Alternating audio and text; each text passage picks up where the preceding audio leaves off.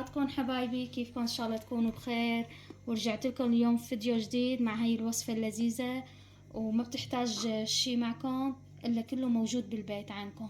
ان شاء الله تعجبكم، وما تنسونا باللايك والشير. حبايبي، هلا الطريقة عنا هون 3 بيضات، وهلا رح اشرح لكم الطريقة. كونوا معي. رجعت لكم حبايبي. هلا بنحط هون عنا 3 بيضات، بنحطهم بالطبق. شوفوا حبايبي كيف، بس خليكم معي.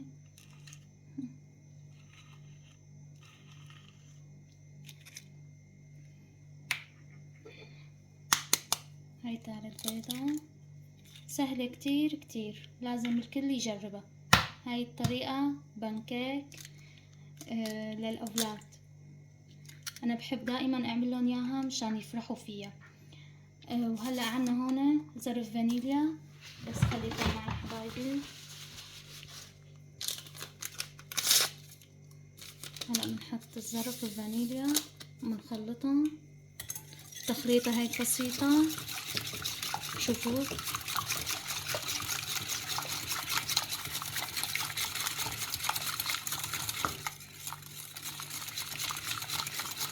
هلا بس هيك خلطناهم شوي، بنحط 1.25 كاسة حليب دافي.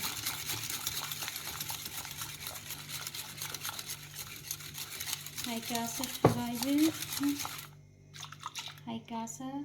هلا بنحط الربع، ولا اسهل من هيك. ان شاء الله تعجبكم، تجربوا لهم اياها لاولادكم، موجودة بكل بيت.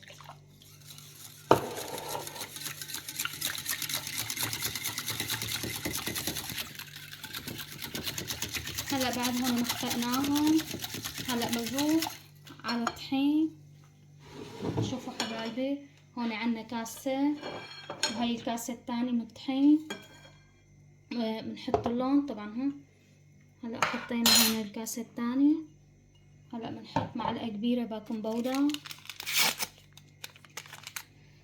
شوفوا هاي حطينا معلقة كبيرة. هلا بنحط رشة ملح، هيدي كمان لابد عنا رشة الملح بكل الحلويات. انا بحب دائما احط ملح مشان اعزز نكهة الحلو، يعطيها هيك لذيذة، هي اساس يعني بالحلو الملح.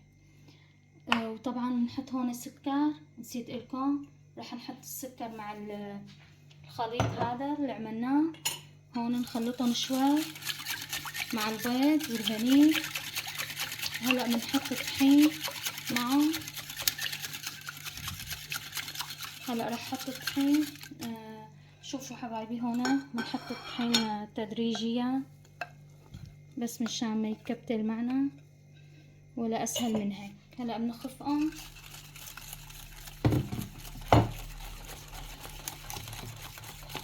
هلا بحطهم كلهم وفرجيكم بعد ما حطيتهم، فرجيكم النتيجة كيف بدنا نعملهم على الغاز. خليكم معي. رجعت لكم حبايبي. هلا انا اختصرت الطريقة على الغاز. قلت عندي هاي الآلة ليش ما بستعملها. شوفوا هلا انا رح ادهنها زيت. هيدي الآلة بتصير للكريب والبنكيك، يعني كتير كتير سهلة وسريعة. شوفوا حبايبي، هون بعد ما فضيت الخليط عندي هذا كتير كتير سهل العمل فيه. انتو بحاي الله شي فينكم تفضوها للخليط. هلا عنا هون بس نقطة زيت مشان يزبط معنا البانكيك. هلا بندهنها هيدي الآلة. وهلا بس لفرجيكم التجربة، نجرب اول وحدة فرجيكم كيف، وخليكم معي. شوفوا حبايبي، هون بس هلا اطلع فقاعات، معناتها اني صارت عنا من تحت. هلا بدنا نقلبها، بس هيك يطلع كل فقاعات وتنشف عنا من فوق العجينة، بنقلبها.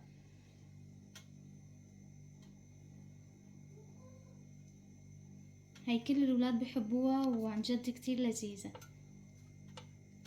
هلا رح احاول انا. هلا شايفين فورا عم تحمر، شايفين كيف قلبتها؟ لازم ما تخلوها تحترق، يعني فورا اني تشيلوها. وهلا خليكم معي نساويهم كلياتهم وبرجع لكم. حبايبي بعد ما سويناهم كلهم، شوفوا كم وحدة طلعوا معنا.